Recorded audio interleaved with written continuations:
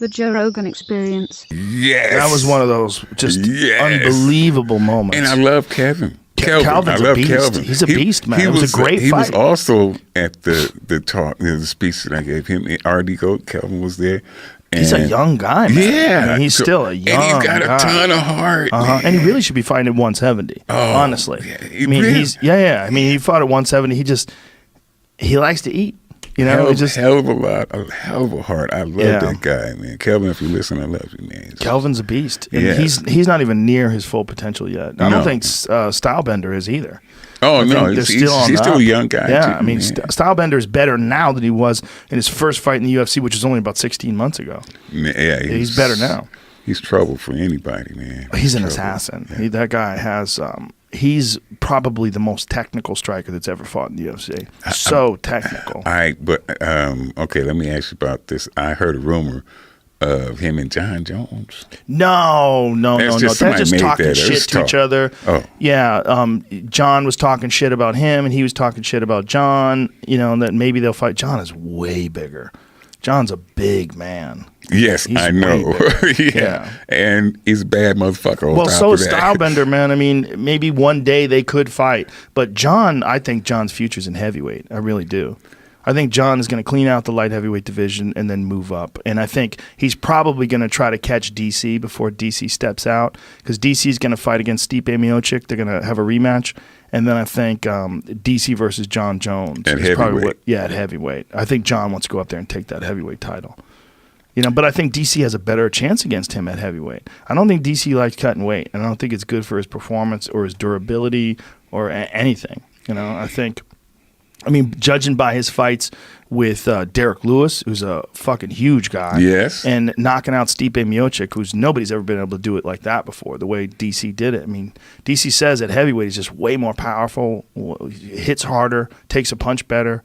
You know, I mean, he's not a tall guy. He's only like 5'11", but he's as wide as his fucking table. Yeah. I mean, DC's a tank of a man. And his wrestling ability is just phenomenal, man. Well, that's why John's so goddamn impressive. John took him down. Yeah. You know, John went right at him with wrestling. It's like, motherfucker, I'm going to take you down and scare you. John Jones is my favorite MMA fighter. That dude is... If he's not the greatest of all time, he's in a conversation. He's in a conversation. It's like, my opinion is that Mighty Mouse Johnson's the greatest of all time, but the caveat is that Mighty Mouse never really fought the caliber of competition that John Jones did. John Jones' first fight in the UFC for a title, he's fighting Mauricio Shogun Hua, who is a legend. Yep. That's John's first fight, and John opens up with a flying knee. Yeah, you know what I mean? Oh, a flying knee against a legend. Yeah. You know, chokes Lyoto Machida completely unconscious. Yep. You know, chokes out Rampage. He just smashed everybody. Yep. John smashed everybody. He's only lost one time. That's a bullshit loss. Yeah, it was bullshit. It was a bullshit loss. A disqualification in a fight that he was dominating. Yep. He's a freak, man. He's a real freak. He most definitely is my favorite, especially since he told me he listens to my ass.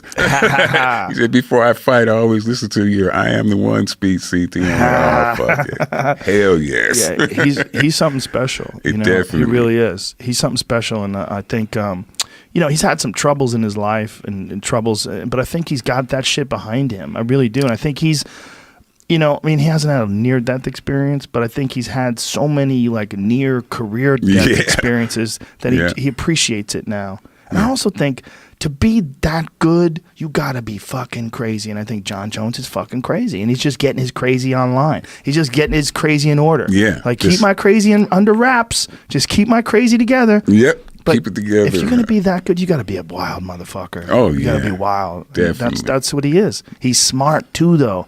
He's got, like, the perfect combination of things, like smart and wild. Yeah. You know, and physically talented. Like, and then long as fuck for the weight class. And he's very strong, too. Oh, yeah. Yeah, I've seen him weightlifting, man. I've been trying to get John Jones into the Valley of the Beast. He'll go. Yeah, he's fucking strong, man. Maybe after the fight with Thiago Santos, he'll have some time off. Yeah. But it's interesting. His coaches thought that his powerlifting was a bad idea for him. Apparently not, coaches. Well, they think that he got really into that before the OSP fight. Remember, he had a big stretch of time off, and then the OSP fight, he didn't look as good. But I credit that to OSP. I just think that OSP fought a real hard fight, and he's a real big, strong guy, and he's fucking dangerous. Yeah. And I think is a tough Ovin St. dude, Prue's a man. beast, He's man. a tough dude. Yeah, I think that it's just one of those things where stylistically, Ovin's fought a really good fight. And, I mean, Ovin's had a broken arm for, I think, the last round. He fought that round with a fucking shattered arm. Never let anybody know. Didn't say a goddamn word about it. His forearm snapped. Damn, Yeah, from you eating a got to kick. be a tough son of a bitch to do that, man. It's the hardest game in the world.